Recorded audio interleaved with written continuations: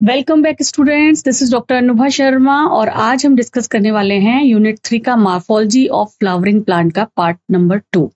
ठीक है, तो लेट्स बिगिन। देखते हैं आज हम इस पर्टिकुलर टॉपिक में क्या क्या डिस्कस करेंगे। तो आज के इस लेक्चर में हम डिस्कस करने वाले हैं पार्ट्स ऑफ फ्लावर। फ्लावर में जो पार्ट्स हैं, फ्लावर का ओवरऑल स्ट्रक्चर हमने पार्ट 1 में डिस्कस कर लिया था। ठीक है, सारे ये स्ट्रक्चर कैलिक्स, कोरोला, ओवरी, स्टेमन, ये सारा हमने एंथर वगैरह ब्रॉडली पार्ट 1 में डिस्कस कर लिया था। अब ईच टॉपिक को हम यहाँ पर थोड़ा सा डिटेल में डिस्कस करेंगे। तो सबसे पहले जो हम डिस्कस करने वाले हैं दैट इज कैलिक्स। ये क्या है? कैलिक्स।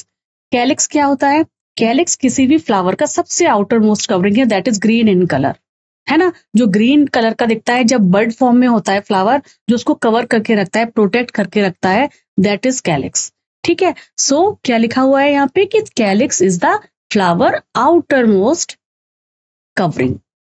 ठीक है, कभी कभी कैलिक्स को जो है सेपल्स भी कहा जाता है ना, सेपल्स, पेटल्स। पेटल्स किसको कहा जाता है? वो वाला पार्ट जो कि ब्राइट इन कलर होता है उसको पेटल्स कहा जाता है। ज्यादातर सेपल्स कैसे होते हैं, जैसा कि मैंने आपको बताया, it is green in colour, looks like leaf, and क्या इसका फंक्शन है? To protect flower in the bird stage. ये कैलिक्स का काम होता है। ये देखिए, ये दोनों पिक्चर्स हमें क्या बता रहे हैं, ये देखिए क्या कर रहा है। ये जो है, ये दिस ग्रीन वन, ये जो है ये कैलिक्स है। ये क्या है? कैलिक्स है। और ये बर्ड की फॉर्म में जब होता है तो इसको कवर करके रखता है ना। ये देखिए, ये वाला जो पार्ट है ये कैलिक्स। ठीक है, तो ये जो कैलिक्स है इट कैन बी गेमोसेपलस, यानी कि जो इसकी सेपल्स हैं वो यूनाइटेड भी हो सकती हैं, एक ही हो सकती है, जैसे ये यूनाइटेड है, और सेपल्स फ्री भी हो सकती हैं, जैसे बोलेंगे पॉलीसेपलस। ठीक है, तो दो अलग अलग टर्म है। कैलिक्स अगर यूनाइटेड है, इनके जो ईच सेपल अगर यूनाइटेड है तो उसे हम बोलेंगे गेमोसेपलस, और ईच सेपल अगर सेपरेटेड है तो उसको उस टाइम पर टर्म जो यूज करेंगे दैट इज पॉलीसेपलस। क्लियर हो गया? चलिए अगली चीज देखते हैं, दैट इज कोरोला। कोरोला क्या हुआ? कोरोला वही जो मैं आपको बता रही थी, जिसे हम कहते हैं पेटल्स। पेटल्स बोलते हैं ना, जो कि कैसे होते हैं? काफी ब्राइट होते हैं, ब्राइट कलर्ड होते हैं और अट्रैक्टिव होते हैं, ताकि वो इंसेक्ट्स को अट्रैक्ट करें, ताकि पॉलिनेशन हो, फर्टिलाइजेशन हो, है ना। तो petals are often brighten in colour, attract insect for pollination, ये तो हम जानते हैं। यहाँ पे कोरोला भी जो है वो भी दो तरीके के होंगे, गेमोपेटलस भी हो सकते हैं या पॉलीपेटलस भी हो सकते हैं। गेमोपेटलस मीन्स जब जितनी भी पेटल्स हैं वो यूनाइटेड हो, एक दूसरे से जुड़ी हुई हो। ये देखिए लाइक दिस, एक दूसरे से जुड़ी हुई हो, तो हम बोलेंगे गेमोपेटलस। और अगर वो सेपरेटेड है, जैसे कि यहाँ पर ये वाली देखिए सेपरेट है, ये नीचे वाली अलग सेपरेट है, ये अलग सेपरेट है, ये अलग सेपरेट है, ये अलग सेपरेट है, अगर इस तरीके का स्ट्रक्चर है तब हम उसे पॉलीपेटलस बोलते हैं, यानी पेटल्स फ्री। ठीक है, तो पेटल्स जब यूनाइटेड होती हैं तब वीड एग्जाम्पल रहेगा, यो हमें याद करना है क्योंकि क्वेश्चंस आ जाते हैं। और जब फ्री होती हैं तब कैमिलिया एग्जाम्पल रहेगा। किसका एग्जाम्पल है कैमिलिया? पॉलीपेटलस का एग्जाम्पल। ठीक है, तो कैलिक्स, कोरोला दोनों क्लियर हो गए। तो shape and colour of Corolla अलग अलग तरीके के होते हैं। ये देखिए, मैंने कुछ पिक्चर्स आपके लिए डाले हुए हैं। It may be tubular form, tube इस तरीके का हो, बैल शेप हो, ये देखिए बैल की शेप का है ना। फनल शेप का भी हो सकता है, ये देखिए फनल शेप है, या फिर व्हील शेप का भी हो सकता है। तो ये जितने भी हैं, यानी ये फ्लावर के पेटल्स का स्ट्रक्चर बता रहे हैं, फ्लावर का आप कह सकते हैं मोटा मोटा एज अ लेमन स्ट्रक्चर बताया जा रहा है कि shape and colour of corolla is very widely. ठीक है, it may be tubular, it may be bell shape, it may be funnel shape, और it may be wheel shaped, अलग अलग शेपिंग की हो सकती है। अब जो अगला टॉपिक है वो है एस्टिवेशन।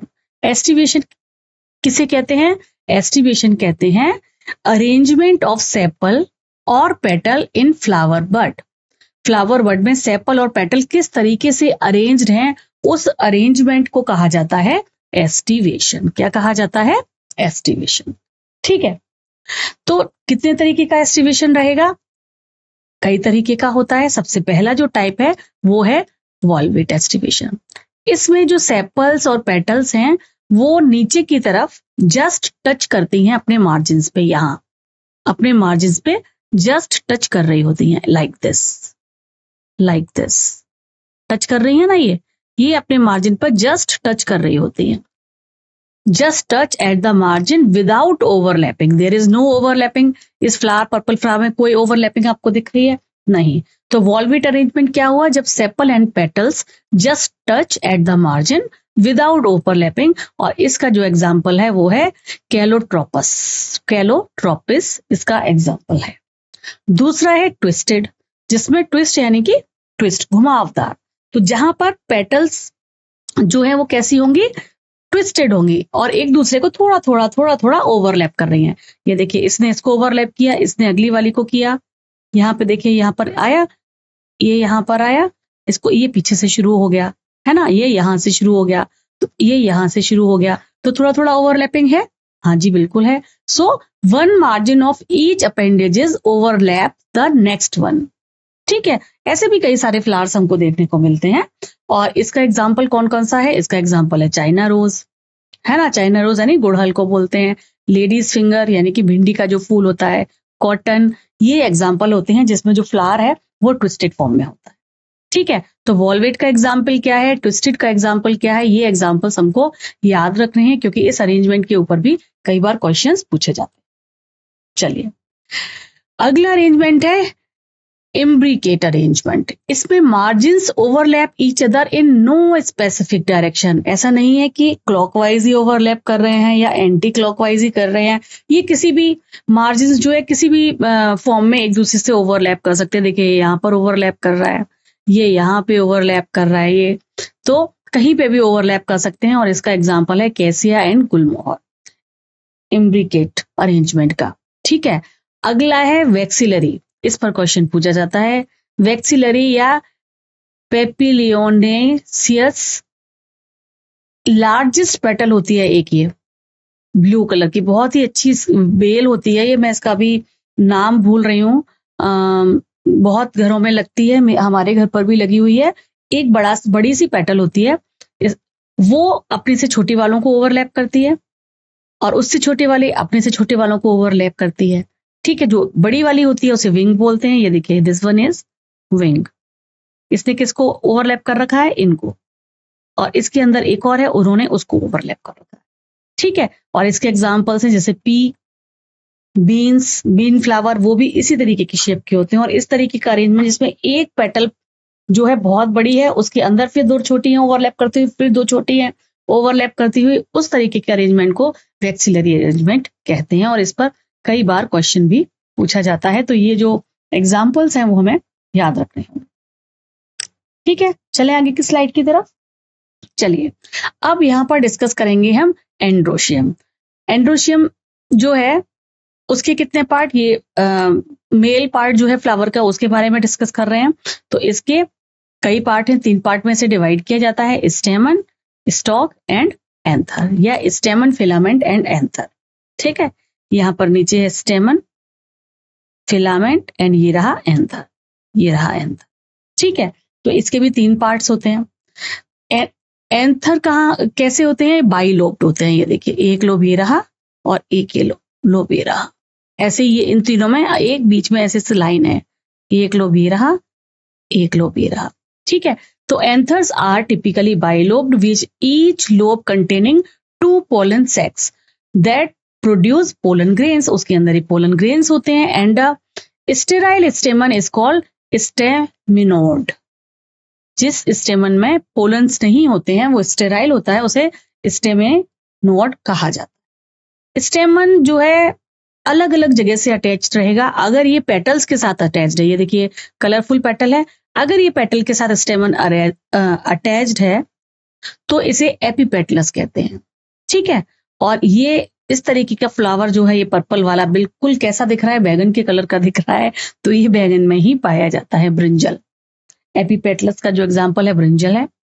दूसरा अरेंजमेंट वो होता है जब ये पेरियंथ अरेंजमेंट में होता है। ठीक है, एपीफाइलस होते हैं इस तरीके के, वो पेरियंथ अरेंजमेंट में होता है और इसका एग्जाम्पल है लिली। ठीक है, चलिए, स्टेमन जो है कभी कभी फ्री भी होते हैं, it can be free polyandrous होते हैं, या यूनाइटेड एट वन, एक जगह यूनाइटेड भी हो सकते हैं कि ये एक बना है, इस पे बहुत सारे पोलन्स लगे हुए हैं। तो इस तरीके का आपने देखा होगा अरेंजमेंट कहाँ होता है, गुड़हल में हमें दिखाई देता है, जिसे चाइना रोज कहते हैं, है ना। तो मोनो एंडलफिलस का एग्जाम्पल क्या है, चाइना रोज, जिसमें यूनाइटेड रहता है जितने भी स्टेमन है वो। अगला जो अरेंजमेंट है वो है फिलामेंट लेंथ में very with in the flower. Flower के अंदर ही जो है ये फिलामेंट की जो लेंथ है वो वेरी कर सकती है, वो फ्लावर के अंदर ही रहती है, बाहर नहीं निकले हुए होते हैं इसके एंथर और फिलामेंट, ठीक है। और ये एग्जाम्पल है सिल्विया और मस्टर्ड में, ठीक है। फिलामेंट जो है फ्लावर के अंदर ही, उसके very different kind of length के साथ फ्लावर के अंदर ही वाला पार्ट रहता है। गाइनिशियम की अगर हम बात करें तो गाइनिशियम को 3 पार्ट में डिवाइड किया गया है।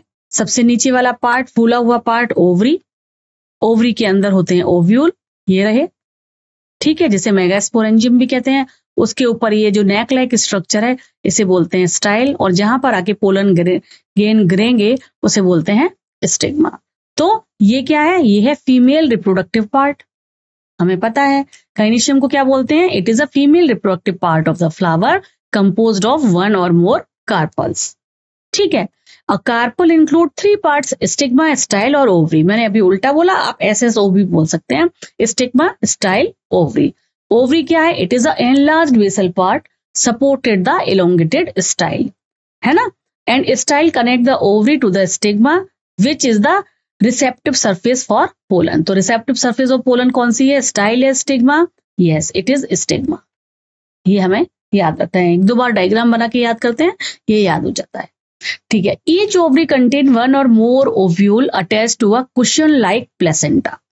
कुशन लाइक प्लेसेंटा से ये ओवरी जो है वो अटैच्ड रहती है यहाँ पर नीचे की तरफ, ठीक है। Carpels can be free, carpels जो होती हैं वो फ्री भी हो सकती हैं। अगर वो फ्री हैं तो उसके कुछ एग्जाम्पल्स होंगे, जैसे कि लोटस है, रोज है जिसे एपोकार्पस भी कहते हैं। और अगर फ्री नहीं है, फ्यूज्ड हैं एक दूसरे के साथ कार्पल्स, ये देखिए इस तरीके से फ्यूज्ड हैं, तो उसको सिनकार्पस भी कहते हैं, जैसे कि मस्टर्ड में होता है, टोमेटो में होता है। तो ये एग्जाम्पल्स तो हमें याद ही करने पड़ेंगे। एपोकार्पस का एग्जाम्पल है लोटस एंड रोज, सिनकार्पस का एग्जाम्पल है mustard and tomato. After fertilization ovule become seed. Seed क्या बनता है, सीड क्या है actually, it is ovule. And जो ओवरी होती है वो बनती है मैच्योर होके फ्रूट, ये हमें याद रखना है। फ्रूट क्या बनता है, ओवरी जो होती है वो फ्रूट है, और उसके अंदर जो ओव्यूल होते हैं छोटे छोटे वो बाद में कन्वर्ट हो जाते हैं सीड। अच्छा, प्लेसेंटेशन के बारे में बात करेंगे तो प्लेसेंटेशन क्या है, it is the arrangement of ovule with in the ovary. Ovary के अंदर जो ओव्यूल लगे हुए हैं उसका क्या अरेंजमेंट है, किस तरीके से वो अरेंज है, उसको प्लेसेंटेशन कहा जाता है। तो कितने तरीके का प्लेसेंटेशन होता है, पहला जो प्लेसेंटेशन है दैट इज मार्जिनल, और उसका बहुत अच्छा एग्जांपल है ये मटर, या जिसको हम पी बोलते हैं। देखिए मार्जिन पर लगातार लगे हुए हैं ना, ये यहाँ यहाँ यहाँ, तो ये जो मार्जिनल अरेंजमेंट है इसे, इसका एग्जाम्पल है pea. Placenta form a ridge along with the ovary ventral suture with ovule in 2 different row. दूसरा होता है एक्साइल। ये जो एक्साइल होता है ये इसके सेंटर में ये लगे हुए होते हैं, एक्साइल पर लगे हुए होते हैं, ठीक है। ये किस किस में, इसका इसमें बहुत सारे मल्टी लोकली ओवरी होती है। और इस तरीके का अरेंजमेंट किस में पाया जाता है, ये टोमेटो तो दिया ही हुआ है, इसके अलावा इस तरीके का ही अगर आप बाई सेक्शन काटेंगे नींबू को तो लेमन में भी दिखाई देगा, चाइना रोज में भी एक्साइल दिखाई देता है प्रेजेंटेशन। ये एग्जाम्पल्स भी आपको कुछ तो डायग्राम से याद हो जाते हैं, कुछ अगर आप 2-3 बार उसको करेंगे जब, तो आपको दिख जाता है किस तरीके का अरेंजमेंट है। आप थोड़ा सा रिवाइज करेंगे तो ये याद हो जाता है। तीसरा टाइप होता है पेराइटल, यानी कि जो पेरीफेरी से अरेंज होते हैं, ये पेरीफेरी है ना, पेरीफेरी से जो अरेंज होते हैं सीड्स जिसमें, उसको पेराइटल बोलते हैं, ठीक है। जिसमें ovule develop on the inner wall of the periphery of the ovary which become 2 chambered fuse to false septum. इसमें आएगा हमारा जो एग्जाम्पल है that is mustard, argemone, these are the examples, ठीक है। फ्री सेंट्रल क्या है, जो सेंटर में किसी भी लाइक इस तरीके का बना हुआ है, यहाँ पर सेंटर में अगर अरेंज्ड है, फ्री सेंट्रल बोलेंगे, इसमें ovule are on the central axis, इस बीच वाली एक्सिस में होते हैं विदाउट सेप्टा, उसे फ्री एक्सिस कहते हैं। जैसे डायंथस एंड प्रिमरोज, दो एग्जाम्पल हैं इसके, ये फ्री सेंटर के आपको दोनों एग्जाम्पल याद करने पड़ेंगे, डायंथस एंड प्रिमरोज। एक है बेसल, जिसमें placenta develop the ovary base with the single ovule, single ovule के साथ जो है बेसल का एग्जाम्पल होता है, जिसमें दोनों ही जो फ्लावर हैं, जो मैरीगोल्ड एंड सनफ्लावर हैं, उसमें बेसल अरेंजमेंट होता है। ठीक है, प्लेसेंटेशन का। चलिए अब हम बात करेंगे फ्रूट की। फ्रूट क्या है? Fruit is a mature ovary develop post fertilization in flowering plant. Fruit क्या है? It is a mature ovary जो कि फर्टिलाइजेशन के बाद फ्लावरिंग प्लांट में डेवलप होता है। तो फ्रूट को ये टर्म हमें याद करना है कि it is a mature ovary. ठीक है। पार्थेनोकार्पिक फ्रूट कौन से होते हैं? जिसमें जो बनते हैं विदाउट ओवरी फर्टिलाइजेशन से, यानी कि उसमें सीड नहीं होते हैं। Parthenocarpic fruits form without ovary fertilization, ये डेफिनेशन हमें याद होनी चाहिए। तो typically a fruit comprises a pericarp, यानी कि उसकी जो आउटर सरफेस है उसे पेरिकार्प कहते हैं, एंड सीड। ठीक है। पेरिकार्प की 3 डिफरेंट लेयर्स हैं। सबसे जो बाहर वाली होती है उसे बोलते हैं एपिकार्प, बीच वाली होती है उसे बोलते हैं मेसोकार्प, और अंदर वाली को एंडोकार्प कहा जाता है। ठीक है। जो बाहर वाली ड्राई या फ्लशी होती है वो उसको जो जिस लेयर को हम हटाते हैं उसको उसके भी 3 पार्ट्स इन्होंने बता दिए। ठीक है। ड्रूप फ्रूट्स क्या हैं? जैसे कि मैंगो और कोकोनट जो हैं वो ड्रूप फ्रूट्स कहते हैं। Like mango and coconut develop from monocarpellary superior ovary and are one seeded. इनमें एक ही सीड होता है, अंदर की तरफ एक ही सीड होता है, उसे ड्रूप फ्रूट्स कहते हैं। कोकोनट और इसमें ये देखिए पेरिकार्प है। पेरिकार्प के कितने पार्ट? सबसे बाहर वाला छिलका जिसे हम हटाते हैं एक्सोकार्प, बीच वाला जो हम खाते हैं मेसोकार्प, और जो बिल्कुल इससे अटैच्ड रहता है दैट इज एंडोकार्प। सीड के कितने पार्ट? ये रहा सीड। सीड का जो अंदर वाला पार्ट है उसे बोलेंगे सबसे एंडोस्पर्म। बाहर की तरफ जो है दिस इज एम्ब्रियो, और उसके ऊपर जो कवरिंग है उसे बोलते हैं सीड। ठीक है। In mango the pericarp has 3 distinct layer, जो मैंने अभी अभी आपको बता दी कि एपिकार्प जिसे हटाते हैं और मेसोकार्प जिसे खाते हैं तो वो एडिबल पार्ट हो गया, और जो स्टोनी एंडोकार्प होता है जो जिसे हम खा नहीं सकते, हम चूसते हैं एक तरीके से, गुठली से अटैच्ड रहता है जो, वो स्टोनी एंडोकार्प उसे बोलते हैं। कोकोनट भी एक ड्रूप फ्रूट है जिसमें मेसोकार्प क्या होता है? फाइब्रस होता है जिसे हम हटाते हैं। पर जब जो नारियल सूख जाता है तो जो फाइब्रस पार्ट है जिसे हटाते हैं दैट इज मेसोकार्प। सीड के बारे में अब डिस्कस करेंगे। सीड क्या है? Seed develop from fertilized ovule. जब ओव्यूल फर्टिलाइज हो जाएगा तो उसके बाद क्या बनेगा? सीड बनेगा। तो ये जो फर्टिलाइज्ड ओव्यूल है वही तो सीड में कन्वर्ट हो जाता है ना। तो सीड का जो बाहर की कवरिंग है उसे सीड कोट कहते हैं, और अंदर एम्ब्रियो होता है। ये जो कवरिंग है ये क्या है? सीड कोट है और अंदर एम्ब्रियो होता है। तो सीड में क्या क्या रहा? एक उसकी कवरिंग होगी और बाकी जो पार्ट है वो सीड होता है, सीड कोट होता है, बाकी जो पार्ट है वो एम्ब्रियो होता है। एम्ब्रियो में क्या क्या रहेगा? एक रेडिकल होगा जिसमें जो रूट में कन्वर्ट हो जाएगा, और एन एम्ब्रियोनिक एक्सिस होगा, 1 और मोर कॉटिलिडन होंगे। अगर चने की बात करें तो इस तरीके से होता है ना चने का, तो 2 कॉटिलिडन होते हैं चने में, depending upon the plant species. अगर गेहूं होगा तो उसमें एक ही होगा, है ना। तो ये डिपेंड करेगा कि किस प्लांट का ये सीड है। तो उसमें एक रेडिकल होगा, एक ब्लू मूल होगा और 2 कॉटिलिडन होंगे। ये बात तो पक्की है। 2 कॉटिलिडन होंगे या 1 कॉटिलिडन होगा, ये डिपेंड करेगा कि वो किस तरीके के प्लांट का सीड है। अगर डाइकॉट सीड है तो ये देखिए ये एक सीड है। सीड की जो सबसे बाहर की लेयर है उसे बोलते हैं टेस्टा, और कॉटिलिडन के बीच में there is a fine layer जिसे बोलते हैं टेगमेन, और यहां से इस तरीके से एक एम्ब्रियो लगा हुआ रहता है, और ये पूरा का पूरा जो पार्ट है this is cotyledon. This is the structure of dicotyledon seed. ठीक है। तो seed coat consist of 2 layer. सबसे बाहर वाली लेयर अभी मैंने आपको बताया टेस्टा, उसके अंदर की जो पतली लेयर है, इनर लेयर है, उसे बोलते हैं टेगमेन। ठीक है। और इसके अंदर ये एक छोटे से छेद से स्कार जैसा कुछ होता है, उससे वो, अगर हम चने का सीड देखें, मैं यहाँ कैसे बनाऊं चने का सीड, तो यहाँ पर एक स्कार जैसा दिखाई देता है और एक छोटा सा ऐसा होता है। ठीक है, ये अच्छा तो नहीं बना है लेकिन आप इससे काम चला लीजिए। तो ये जो स्कार जैसा दिखता है, this is known as hilum mark. ठीक है, जिससे ये फ्रूट के साथ अटैच रहता है। यहाँ देखिए ये वाला हाइलम है जिससे ये फ्रूट के साथ अटैच रहता है, और इसके नीचे की तरफ एक छोटा सा छेद होता है जिससे वो एयर का आदान प्रदान करता है अपने अंदर, जो सीड है उसे अंदर जो एम्ब्रियो होगा उसको खाना पहुंचाने के लिए, ऑक्सीजन पहुंचाने के लिए छोटा सा छेद होता है जिसे बोलते हैं माइक्रोपाइली। ठीक है, और इसके अंदर क्या है, एंडोस्पर्म है। ठीक है, और यहाँ उसके भी अंदर क्या है, एम्ब्रियो है। एम्ब्रियो के कई सारे पार्ट जो मैंने आपको बताया, 2 कॉटिलेडन होंगे या एक कॉटिलेडन होगा, एक रेडिकल होगा, एक हाइपोकॉटिलेडन। चलिए, तो स्मॉल पोर के बारे में भी बता दिया था। स्मॉल पोर को क्या बोलते हैं, माइक्रोपाइली बोलते हैं, located just above the hilum. Inside the seed coat there is a embryo which include embryonal axis and 2 cotyledons.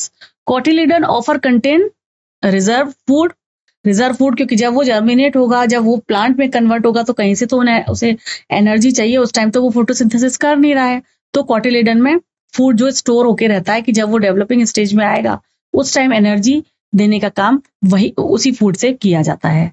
तो embryo include a radical, a plumule and at its 2 and, radical होगा जो कि root बनाएगा, plumule होगा जो कि shoot बनाएगा। ठीक है, some seed like castor seed have endosperm. Castor seed में एंडोस्पर्म होता है। A tissue for storing food resulting from double fertilisation. Castor seed में जो डबल फर्टिलाइजेशन के बाद एंडोस्पर्म भी पाया जाता है। अदर सीड लाइक बीन्स, ग्राम, पीन, इन सभी में एंडोस्पर्म नहीं होता है, यानी किस जिसमें होता है उसका वो यूनिक कैरेक्टर हो गया। तो ये हमें याद रखना है कि किस में एंडोस्पर्म होता है। जी, एंडोस्पर्म होता है कैस्टर सीड में, बाकी सीड्स में एंडोस्पर्म नहीं होता है ना। तो इनको क्या बोलेंगे, नॉन एंडोस्पर्मिक सीड्स बोलते हैं। ठीक है, चलिए, कॉटिलेडन ऑफर कंटेन, ये तो बता ही दिया था, रिजर्व फूड मटेरियल। अब डिस्कस करेंगे, ये हमने अभी तक डिस्कस किया डाइकॉट सीड, अब हम डिस्कस करते हैं मोनोकॉट सीड या monocotyledon seed. Monocotyledon seed are typically endospermic, इसमें एंडोस्पर्म होता ही है। ऑल्दो कुछ हैं जैसे कि ऑर्किड, ये नॉन एंडोस्पर्मिक होता है, तो ये भी एक्सेप्शन हो गया। मोनोकॉट में कौन सा है जिसमें नहीं होते, क्योंकि ज्यादातर में होते हैं जी, ऑर्किड में नहीं होता, ये भी हमें याद करना है। Cereal such as maize, the seed coat is membranous and it is fused with fruit wall. जो सीड कोट होता है वो फ्रूट वॉल के साथ फ्यूज रहता है। The endosperm is bulky and served as a storage food site for food. ठीक है, ये एक मोनोकॉट का सीड दिखाया हुआ है जिसमें आपको दिखा रखा है, ये देखिए पूरा पार्ट एंडोस्पर्म है, ये ऑर्किड में नहीं पाया जाएगा। ठीक है, तो इसकी ये जो बाहर की लेयर है ये सीड कोट है या फ्रूट कोट है जिससे फ्यूज रहता है, और इसके अंदर की जो लेयर है उसे बोलते हैं एल्यूरोन लेयर, जो कि एक प्रोटीन से मिलकर बनी होती है, इसीलिए इसको बोलते हैं प्रोटीनेशियस लेयर, है ना। प्रोटीनेशियस लेयर क्या है, aleurone layer separate the outer covering of the endosperm from the embryo. Embryo से आउटर कवरिंग को अलग करके रखती है क्या, एल्यूरोन लेयर। एम्ब्रियो क्या है, it is a small and located in the groove at one end of the endosperm. दूसरी तरफ जो है ये पूरा तो एंडोस्पर्म है, इस वन एंड पर एम्ब्रियो रहता है। एम्ब्रियो का जो ऊपर वाला पार्ट है ये प्लूमूल बनाएगा, और जो नीचे वाला पार्ट है ये जो दिखाई दे रहा है ये रेडिकल बनाता है। ठीक है, तो ये जो एम्ब्रियो है it consist of one large shield shape cotyledon. जो ये शील्ड शेप्ड कॉटिलेडन है ये पूरी की पूरी ये पूरी जो है दिख रही है हमें, ये वाली, इसको बोलते हैं कुटेलम, scutellum, along with the short axis containing plumule and radicle.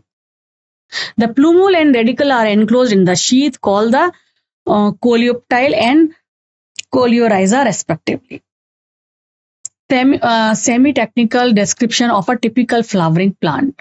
Describing a flowering plant including brief, simple and scientific language.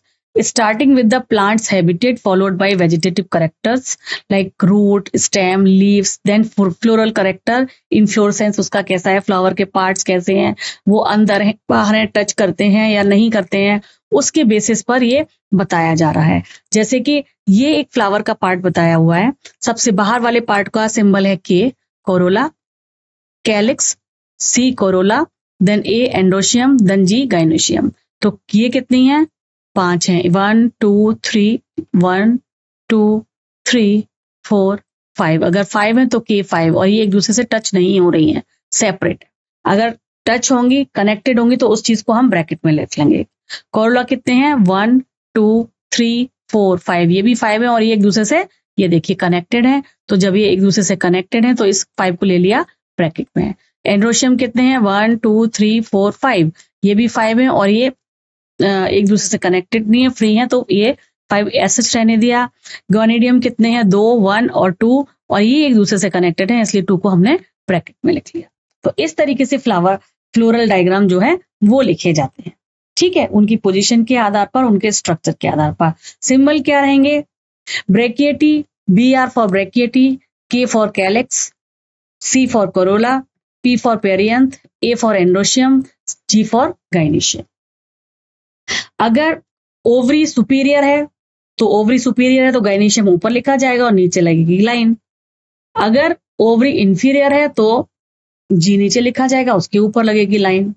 Mail है तो this is the symbol, female है तो this is the symbol, like this. अगर bisexual है तो दोनों symbols होंगे, ठीक है।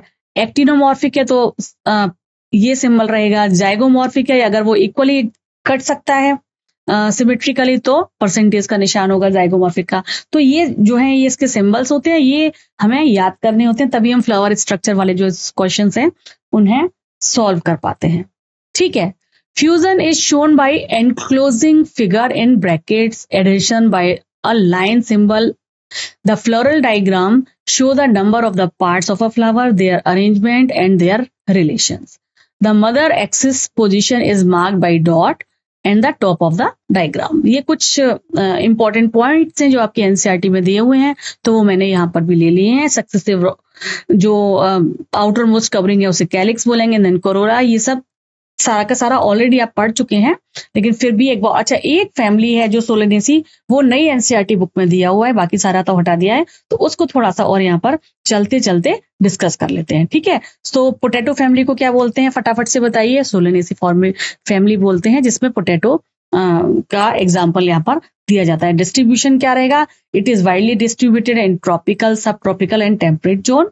वेजिटेटिव कैरेक्टरिस्टिक्स क्या है, ज्यादातर हर्ब होती हैं, श्रब होती हैं, रेयरली स्मॉल ट्री, ठीक है, छोटे छोटे ही होते हैं। अगर आपने पोटैटो के देखे होंगे, स्टेम कैसा है, स्टेम हर्बेशियस होता है, रेयरली वुडी होता है, क्योंकि ये श्रब जितना होता है बिल्कुल छोटा सा होता है, इतना बड़ा पौधा होता है बस, ठीक है। तो हर्बेशियस है, रेयरली वुडी है, एरियल है, इरेक्ट है, सिलिंड्रिकल है एंड ब्रांच्ड है। सॉलिड और हॉलो, हेयरी और ग्लोबरस, ठीक है। अंडरग्राउंड स्टेम भी होता है, आलू जो है वो स्टेमी तो है, प्रेजेंट इन पोटैटो, और पोटैटो का बॉटनिकल नेम क्या है, सोलेनम ट्यूबरोसम, ठीक है। लीव्स ऑल्टरनेटिव लीव्स हैं, सिंपल हैं, या कभी कभी पिन्नेटली कंपाउंड लीव भी इसकी होती हैं, ठीक है। वेनेशन कैसा होता है, रेटिकुलेटेड वेनेशन होता है। तो ये एक लास्ट में छोटा सा टॉपिक एक पर्टिकुलर फैमिली का दिया हुआ था, वो भी हमने डिस्कस कर लिया। तो ये यूनिट 3 का ये जो पार्ट है आपका एंजियोस्पर्म वाला है, फ्लावरिंग प्लांट की जो मॉर्फोलॉजिकल कुछ कैरेक्टरिस्टिक थे वो आज हमने यहाँ डिस्कस किए। आई होप आपको क्वेश्चन जो कंसेप्ट वाइज समझ में आ गया होगा, लेकिन एग्जाम्पल्स तो उसके आपको याद ही करने पड़ेंगे, उसका और कोई चारा नहीं है। उसकी आप कुछ कुछ छोटी छोटी ट्रिक्स बना सकते हैं और उनको याद कर सकते हैं। खूब पढ़िए, खुश रहिए और पढ़ाई को बिल्कुल भी जाने मत दीजिए। साथ के साथ आप लेक्चर्स रिवाइज करते रहेंगे तो आपके टॉपिक क्लियर होते जाएंगे। चलिए, थैंक यू, मिलते हैं नेक्स्ट लेक्चर में नए टॉपिक के साथ।